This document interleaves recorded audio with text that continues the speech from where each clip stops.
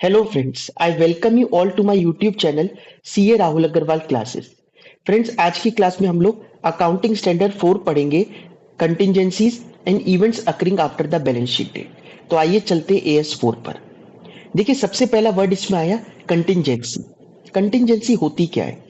Contingency वो एक situation या कंडीशन है जिसका आउटकम क्या होगा वो हमारे को बाद में पता चलेगा। मतलब बैलेंस शीट डेट पर कोई ऐसी कंडीशन होना जिसका आउटकम अभी हमारे पास नहीं है, उसके लिए आगे के लिए वेट करना पड़ेगा। क्या एग्जाम्पल हो सकते हैं? यहां पर आप देखिए, आपको अडानी एंटरप्राइजेस की एनुअल रिपोर्ट दिखा रहा हूं मैं। उसमें उन्होंने कंटिजेंसी लिख रखी है। कुछ उनको शो कॉज नोटिस मिले हुए हैं अलग अलग एक्ट में। ठीक है, फेमा एक्ट में मिला हुआ है, कस्टम्स एक्ट में मिला हुआ है, इनकम टैक्स एक्ट में। ये क्या होते हैं? शो कॉज नोटिस का मतलब होता है कारण बताओ कि आपके अगेंस्ट पेनल्टी क्यों ना लगाई जाए, आपके अगेंस्ट कार्रवाई क्यों ना की जाए। अब ये इनके लिए कंटिजेंसी है। 31 मार्च से पहले इनको मिला हुआ है, लेकिन इसका आउटकम क्या होगा अभी अपना रिप्लाई लिख कर देंगे। तो उसके बाद वो जो भी अथॉरिटीज हैं वो उसको कैसे लेती हैं, उसको कंसीडर करती है या नहीं करती, या फिर पेनल्टी लगा देती है, ये सब इसका आउटकम बाद में पता चलेगा। एक और एग्जांपल लेते हैं। हम एक ट्रेवल एजेंट है, अगर हमने किसी कस्टमर के लिए पूरा हॉलीडे पैकेज बनाकर दिया, ठीक है, वो होटल में जाकर रुका, रात को सो रहा था और पंखा गिर गया उसके ऊपर, उसको इंजरी हो गई। उसने हमारे अगेंस्ट केस कर दिया कि इन्होंने ऐसा होटल करा कर दिया और मेरी इंजरी हो गई, तो 4 लाख की कंपनसेशन दो उसको। उसने केस कर रखा है। अब कोर्ट में हम अपनी दलील देंगे, वो अपनी दलील देगा, ये चलता रहेगा। ठीक है। तो अभी तो 31 मार्च से पहले केस तो कर दिया, लेकिन इसका आउटकम क्या होने वाला है ये हमारे पास अवेलेबल नहीं है। ये क्या कहलाएगी? कंटिजेंसी। समझ में आई बात? तो ये सब कंटिजेंसी होती है। आइए AS4 में एक बार डेफिनेशन देख लेते हैं क्या होती है। कंटिजेंसी इज अ कंडीशन और situation existing at the balance sheet date. Balance sheet date पर कंडीशन या सिचुएशन ऐसी है जिसका outcome, the ultimate outcome of which gain और लॉस, गेन होगा या लॉस होगा या कुछ भी नहीं होगा। ठीक है, मतलब जैसे कि अगर हमारे अगेंस्ट कोई केस कर रखा है कि हमें 4 लाख रुपए दो और हम जीत गए, तो हमें नहीं देने पड़ेंगे कुछ भी। will be known or determined only on the occurrence or non-occurrence of one or more uncertain future events। तो वो अनसर्टेन फ्यूचर इवेंट्स पर डिपेंड करता है कि इसका आउटकम क्या होने वाला है। समझ में आई बात?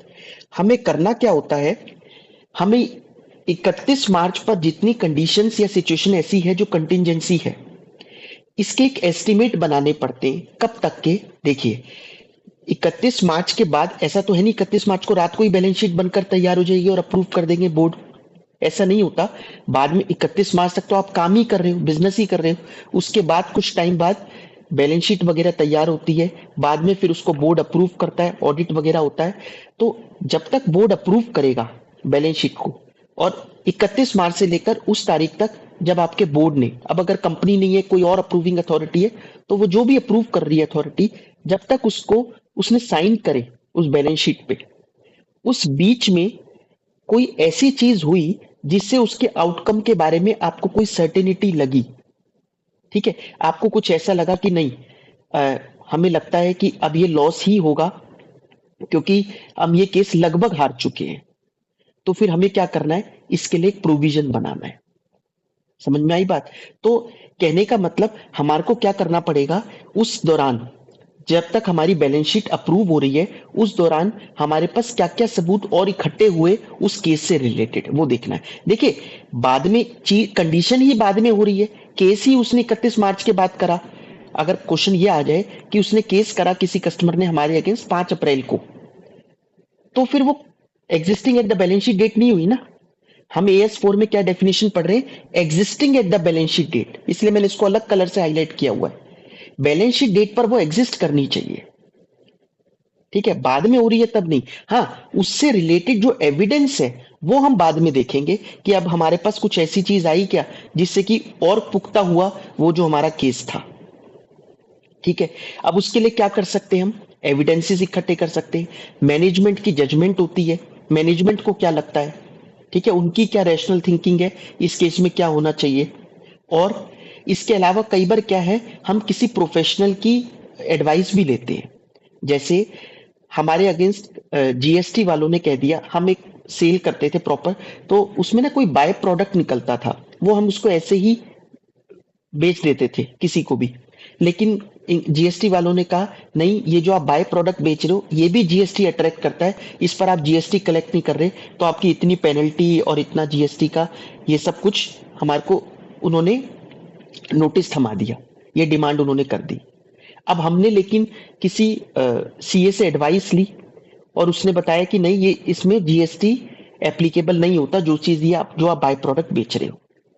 ठीक है, तो उस बेसिस पर हमें ये लगा कि नहीं, हम ये केस जीत सकते हैं क्योंकि सॉलिड प्रूफ है हमारे पास, जस्टिफिकेशंस हैं। समझ में आई बात आप लोगों को?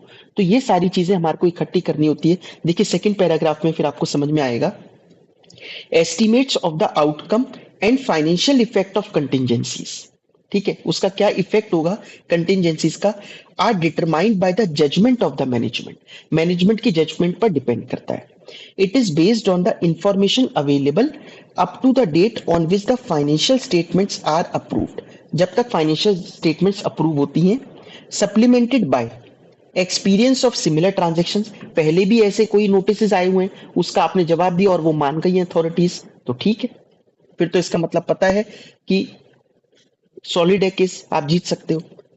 ठीक है, and report from independent experts if required, अगर आपको किसी प्रोफेशनल से रिपोर्ट वगैरह भी लेनी है, जैसे मैंने कहा आपको कभी लीगल एडवाइस लेनी है या सीए से एडवाइस लेनी है, तो वो भी ली जाती है ऐसे केसेस में। तो होता क्या है, ये सब लेने के बाद अब अकाउंटिंग ट्रीटमेंट क्या होगा कंटिजेंसीज का। तो सबसे पहले बात करते हैं कंटिजेंट लॉसेस का। Situation one, provided for by a charge in the statement of P and L.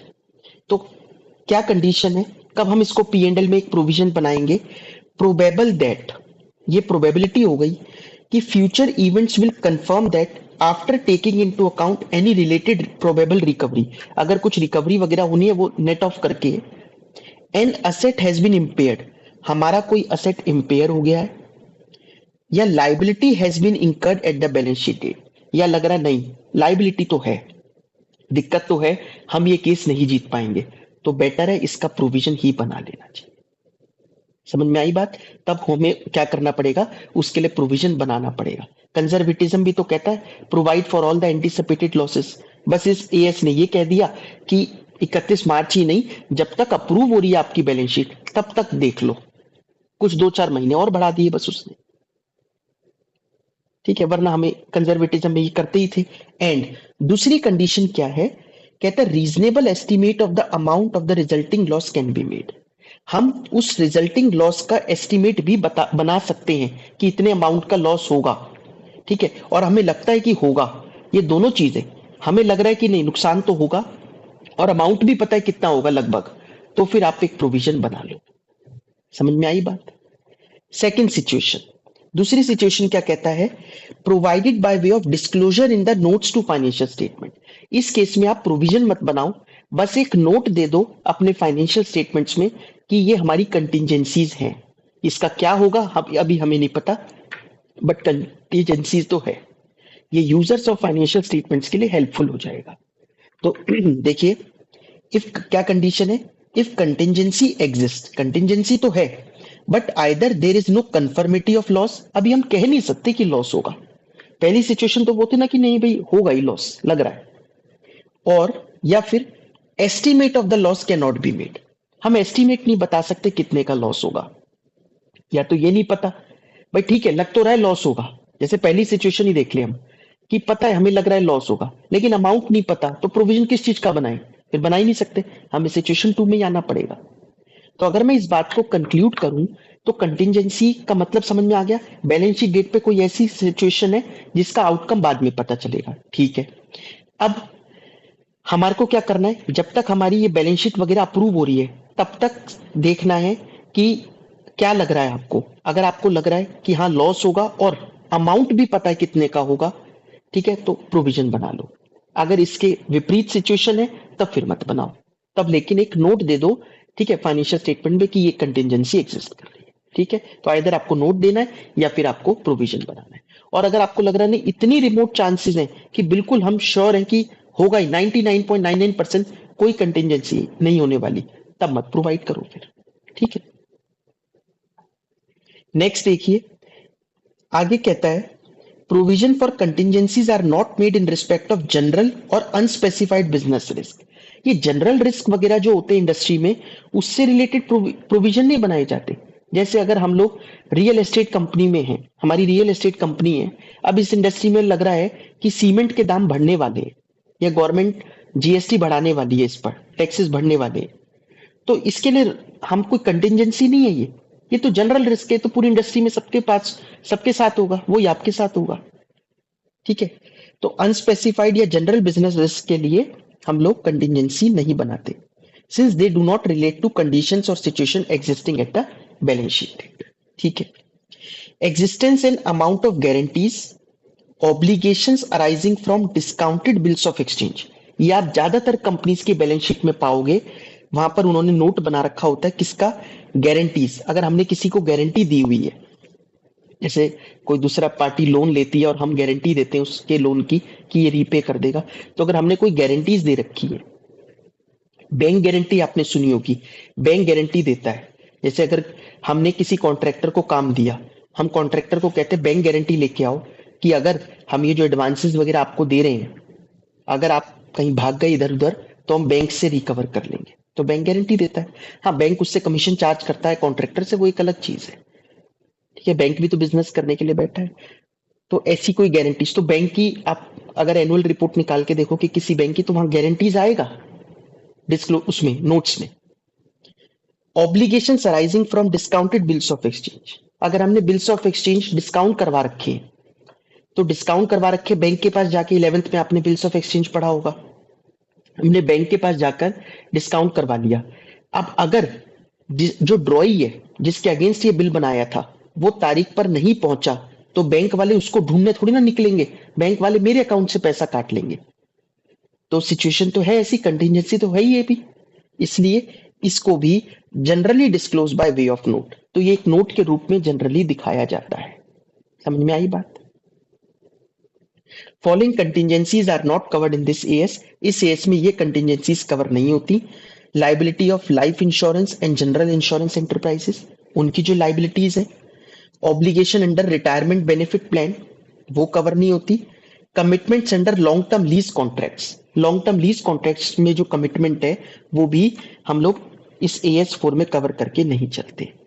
ये तो थी कंटिजेंट लाइबिलिटीज। अगर कोई कंटिजेंट गेन है, आपको लगता है कि गेन हो सकता है, आप जीत सकते हो केस और आपको पैसा आने वाला है, ठीक है, आपने भी तो किसी के अगेंस्ट केस कर सकते हैं, जैसे किसी और ने हमारे अगेंस्ट किया, हमने किसी और कंपनी के अगेंस्ट क्लेम कर दिया कुछ अमाउंट, तो अगर हमने क्लेम करा और हमें लगता है हम जीत सकते हैं, अभी मत प्रोवाइड करो, जब जीतेंगे तभी उसको लिखना, ठीक है, अभी नहीं करेंगे। क्यों? Concept of conservatism, provide for all the anticipated losses, do not provide for anticipated gains. तो यही लिखा है, contingent gains should not be recognised in the financial statements following conservatism. आई बात समझ में? नेक्स्ट है फिर डिस्क्लोजर्स, क्या क्या डिस्क्लोजर देने हैं। एक तो कंटिजेंसी का नेचर बताना है, क्या कंटिजेंसी है, मतलब क्या है, किसी ने केस कर रखा है या कोई शो कॉज नोटिस आया हुआ है, क्या है वो कंटिजेंसी।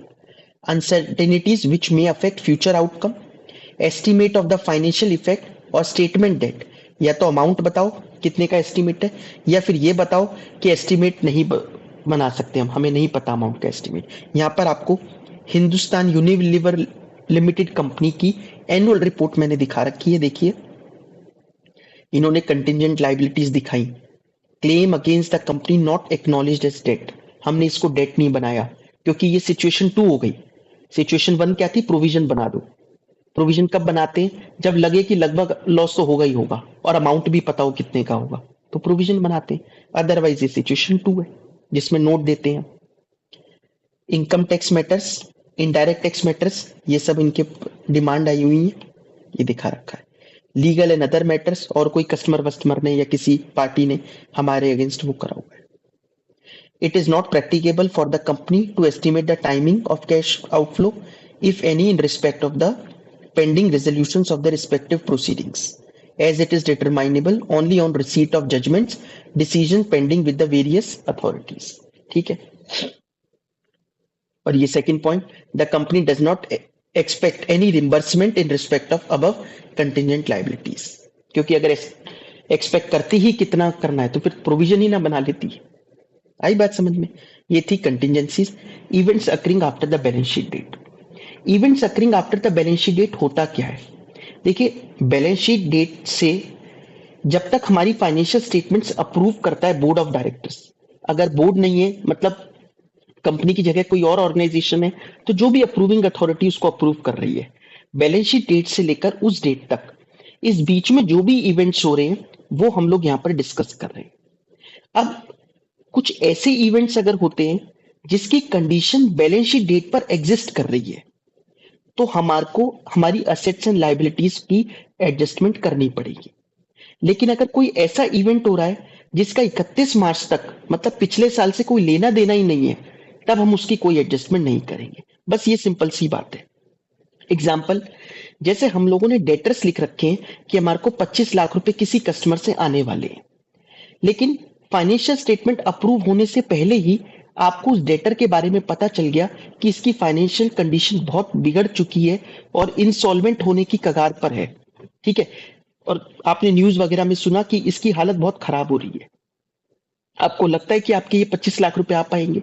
अगर आपको ये लगता है कि 25 लाख रुपए नहीं आ पाएंगे, तो आप अभी से ही प्रोविजन फॉर डाउटफुल डेट बनाकर चलोगे।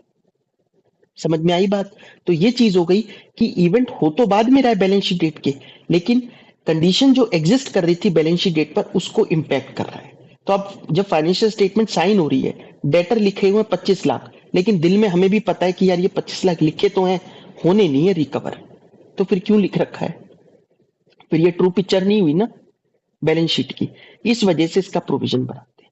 लेकिन अगर कोई ऐसी सिचुएशन, कोई ऐसा इवेंट हो जाए जिसका कोई लेना देना ही नहीं है, ठीक है, जैसे कोई मशीन में फॉल्ट आ जाए, ठीक है, उसकी वजह से हमारे को 4-5 लाख रुपए का नुकसान लग जाए, तो उससे क्या रिलेशन है पिछली बैलेंस उसका 31 मार्च का? वो कुछ भी नहीं, लेना देना नहीं है, तो वो हम इवेंट एडजस्ट नहीं करेंगे। समझ में आई बात? आइए पढ़ते हैं। Events occurring after the balance sheet date are those significant events that occur between the balance sheet date and date on which financial statements are approved by the board of directors या corresponding approving authority। ठीक है, अब इसको दो part में divide किया जाता है। Events which provide further evidence of conditions existing at the balance sheet date. Conditions balance sheet date पे एग्जिस्ट कर रही थी, उससे रिलेटेड ही हमारे को सबूत मिले हैं। ठीक है, तो एग्जाम्पल क्या हो सकता है? Loss on trade receivable due to insolvency of customer after the balance sheet date. हमारा बैलेंस शीट डेट के बाद कोई कस्टमर इंसॉल्वेंट हो गया, ये एडजस्टिंग इवेंट कहलाएगा, इसको एडजस्ट करना चाहिए और ये रिक्वायर करता है adjustment to assets and liabilities. ठीक है, इसकी हमें एडजस्टमेंट करनी पड़ेगी। लेकिन events which are indicative of condition that arose subsequent to balance sheet date, ये बैलेंस शीट डेट के बाद हुए इवेंट, इसका कोई लेना देना नहीं है 31 मार्च से, that is fall in the market value of investment. अब इन्वेस्टमेंट की मार्केट वैल्यू तो रोज गिरती है, रोज बढ़ती है जब भी स्टॉक मार्केट खुलता है। ठीक है, तो ये होता रहता है, इसका 31 मार्च से कोई लेना देना नहीं है, ये नॉन एडजस्टिंग इवेंट है। लेकिन नॉन एडजस्टिंग इवेंट तो है, लेकिन फिर भी अगर मैनेजमेंट को लगता है कि इंपॉर्टेंट तो है, इवेंट है बाद हुआ बाद में, लेकिन हम उन्हें इंपॉर्टेंट लगता है, तो ठीक है, इसका डिस्क्लोजर दे दो, नोट्स में लिख दो, ये इसकी एडजस्टमेंट मत करो, बट नोट्स में लिख दो अगर ये सिग्निफिकेंट है तो इफ मटेरियल, अगर मटेरियल लगता है, then disclosure in the reporting report of approving authorities. एक डायरेक्टर्स रिपोर्ट होती है, ठीक है, आप लॉ में पढ़ोगे भी, एक डायरेक्टर्स रिपोर्ट होती है। आप एनुअल रिपोर्ट किसी कंपनी की निकाल के देख लो, एक डायरेक्टर रिपोर्ट आपको जरूर मिलेगी उस कंपनी की, तो वहां पर लिख सकते हो इसको। Nature of event, estimate of the financial effect, या तो अमाउंट पता है कि कितना इफेक्ट है, या फिर स्टेटमेंट की नहीं, हमारे को अमाउंट तो नहीं पता बट इवेंट इंपॉर्टेंट है, तो उसको दिखा सकते हैं अगर मटेरियल है तो। ठीक है, अब दूसरा क्या है, इसी में ही जो बाद में हुआ इवेंट जिसकी कंडीशन ठीक है 31 मार्च से एग्जिस्ट नहीं कर रही थी, लेकिन वो इवेंट इतना इंपॉर्टेंट हो गया कि हमारे गोइंग कंसर्न पर ही सवाल खड़े कर देता है, तो फिर तो एडजस्टमेंट करनी ही पड़ेगी। फिर ये मत सोचो कि वो 31 मार्च की कंडीशन नहीं थी। अगर कुछ ऐसा हो जाए जो गोइंग कंसर्न पर ही सवाल खड़े कर दे, क्या हो सकता है ऐसा? कोई हमारी जिस पे पूरी कंपनी डिपेंड करती, कोई फैक्ट्री में बहुत बड़ी आग लग गई, एक ही फैक्ट्री थी उसमें आग लग गई, तो ये तो गोइंग कंसर्न पर ही इंपैक्ट पड़ गया। ठीक है। या फिर जिस बिजनेस में हम डील करते थे, हम प्लास्टिक बैग्स बनाते थे और गवर्नमेंट ने एक नोटिफिकेशन जारी कर दी कि इस तारीख से अब प्लास्टिक बैग्स बंद हो रहे हैं, ठीक है। या हम कोई और ऐसा काम करते थे जो गवर्नमेंट ने अब से बैन कर दिया, तो गोइंग कंसर्न पे सवाल खड़े हो गए। तो फिर तो आपको पूरा फाइनेंशियल स्टेटमेंट अलग तरीके से बनानी पड़ेगी। फिर आप नॉन करंट एसेट क्या दिखाओगे? नॉन करंट क्या होता है? जो 1 साल से ज्यादा चलेगा। कहाँ चलेगा वो 1 साल से ज्यादा, जब आप खुद ही गोइंग कंसर्न नहीं है तो, ठीक है। तो events occurring after the balance sheet date may indicate that the enterprise ceases to be a going concern, requires adjustment to assets and liabilities, ठीक है। तो हम इसको कंक्लूड करें तो क्या हुआ? Events occurring after the balance sheet date up to the date on which financial statements are approved. अगर उसकी कंडीशंस एग्जिस्ट कर रही है बैलेंस शीट डेट पे, एडजस्टमेंट करो। नहीं एग्जिस्ट करी, मत करो। लेकिन अगर इतनी इंपॉर्टेंट है, गोइंग कंसर्न पे नहीं सवाल खड़ा कर दे, तो फिर तो एडजस्टमेंट करो। such as deterioration or in operating results, unusual changes affecting the existence of enterprise, destruction of major production plant by fire, ठीक है। आइए इंस्टीट्यूट के स्टडी मटेरियल से कुछ क्वेश्चंस करके देख लेते हैं। इलस्ट्रेशन 1 देखिए आप। In X limited theft of cash of rupees 5 lakh by cashier in January 2021 was detected only in May 2021। वो हो कब गया था थेफ्ट? हो तो जनवरी 2021 में ही गया था, पता बाद में चला मई में। The accounts of the company were not yet approved by the board, decide whether the theft has to be adjusted और नॉट। क्या थेफ्ट को एडजस्ट करें? बिल्कुल करें। चोरी अगर 1 अप्रैल को करता तो बात और होती, चोरी तो जनवरी में करी हुई है और हमने कैश मिसिंग लिख रखा होगा। नहीं, पता चल गया ये तो उसने चोरी करी है, तो ढंग से उसकी एडजस्टमेंट करो, ठीक है। इसकी एडजस्टमेंट करनी पड़ेगी। Next, an earthquake destroyed a major warehouse of ACO limited on 20 May 2022। The accounting year for the company on 31 March. 31 मार्च को बुक्स बंद होती हैं। The accounts were approved on 30 June. 30 जून 2022 को अकाउंट्स अप्रूव हुए। The loss from earthquake is estimated at 30 lakh. State with reasons whether the loss due to earthquake is in adjusting और not. क्या ये एडजस्ट करना है या नहीं करना है? देखिए, हम पहले लिखेंगे कि हुआ तो ये इवेंट बाद में है, जिसकी कोई कंडीशन बैलेंस शीट डेट पे एग्जिस्ट नहीं कर रही, तो इसकी कोई एडजस्टमेंट की रिक्वायरमेंट नहीं है। लेकिन अगर इस अर्थक्वेक से, अब ये कंपनी कितनी बड़ी है हमें नहीं पता, नुकसान 30 लाख का है, लेकिन कंपनी खुद ही 40-50 लाख की है बेचारी, तो फिर तो ये नुकसान से हो सकता है गोइंग कंसर्न पर ही सवाल खड़े हो जाएं। तो अगर ऐसा है कि गोइंग कंसर्न पर ही क्वेश्चन उठता है, तब फिर उसको एडजस्टमेंट करनी पड़ेगी। समझ में आई बात? अदरवाइज नहीं कर। तो ये लिखेंगे हम। इलस्ट्रेशन 5 देखिए आप लोग। A limited company closes accounting year on 30 June. ये 30 जून को बंद करते हैं, 30 जून 2021 को। Accounts for that period were considered and approved by the board of directors. और कब साइन हुए? 20 अगस्त 2021 को।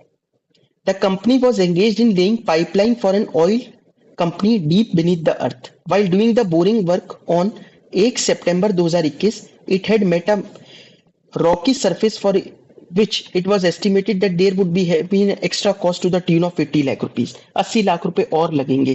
कब करा? 1 सितंबर को। 20 अगस्त को तो वही हो चुकी फाइनेंशियल स्टेटमेंट अप्रूव। तो ये तो events occurring after the balance sheet date की डेफिनेशन से भी बाहर हो गया, इसलिए एडजस्ट नहीं करेंगे, ठीक है। इलस्ट्रेशन 7 देखिए। Y limited has book debts and has a doubt over recoverability of some of the book debts. The amount that cannot be recovered is not quantifiable। ये नहीं पता कि कितना, ठीक है, अमाउंट हम रिकवर नहीं कर सकते। Thus, Y Limited is of the opinion that provision for doubtful debt should not be created. Y Limited creates provision for certain other expenses on estimated basis। क्या contention of Y Limited correct है? नहीं, correct नहीं है। जब आपको साफ साफ पता है कि ये पूरा रिकवर नहीं होगा, तो फिर आपको प्रोविजन फॉर डाउटफुल डेट बिल्कुल बनाना पड़ेगा। अब आप कहो कि नहीं अमाउंट ही नहीं पता, नहीं कुछ तो बनाओ, कुछ तो पास्ट एक्सपीरियंस से या फिर उससे ही बात करके कि भाई दे पाओगे नहीं दे पाओगे क्या है, पूरा ये सब समझकर मैनेजमेंट को एक एस्टीमेट बनाना पड़ेगा। क्योंकि जब पता चल गया कि हमारी असेट डिटेरियोरेट हो गई है, ठीक है, पता चल रहा है कि असेट हमारी उतने अमाउंट की नहीं है जितनी की हम दिखा रहे हैं, तो फिर प्रोविजन बनाना चाहिए, ठीक है। समझ में आ गई बात? ये एक एडजस्टिंग इवेंट कहलाएगा। तो ये हमने कर ली इलस्ट्रेशन 4। आइए एक और क्वेश्चन है, ये क्वेश्चन 6 है। ऐसे स्टडी मटेरियल के हैं सब। During the year 2021-22, Raj Limited was sued by a competitor for rupees 15 lakh for infringement of trademark. Based on the advice of the company's legal counsel, Raj Limited provided for a sum of rupees 10 lakh in its financial statements for the year ended 31st March 2022. On 18th May, the court decided in favor of the party alleging infringement of the trademark and ordered Raj Limited to pay the aggrieved party a sum of rupees 14 lakh. The financial statements were prepared on 30 April and approved on 30 मई। 30 मई को approve हो रहे हैं और 18 मई को ये decision आ चुका है। ठीक है, ये तो बताया नहीं कि करना क्या है क्वेश्चन में। तो आप बताइए एडजस्टिंग इवेंट है या नहीं है? बिल्कुल है ये तो। ठीक है, ये ऐसी कंटिजेंसी है जिसको आपको एडजस्ट करना पड़ेगा। 18 मई को ऑलरेडी ये कोर्ट डिसाइड कर चुका है कि आपको 14 लाख रुपीस देने पड़ेंगे, तो अब 10 लाख का प्रोविजन बनाकर काम नहीं चलेगा, पूरा 14 लाख प्रोवाइड करना पड़ेगा, 4 लाख रुपए और प्रोवाइड करने पड़ेंगे। आई बात समझ में? तो ये था हमारा AS4। बाकी नेक्स्ट क्लास में। Thank you so much.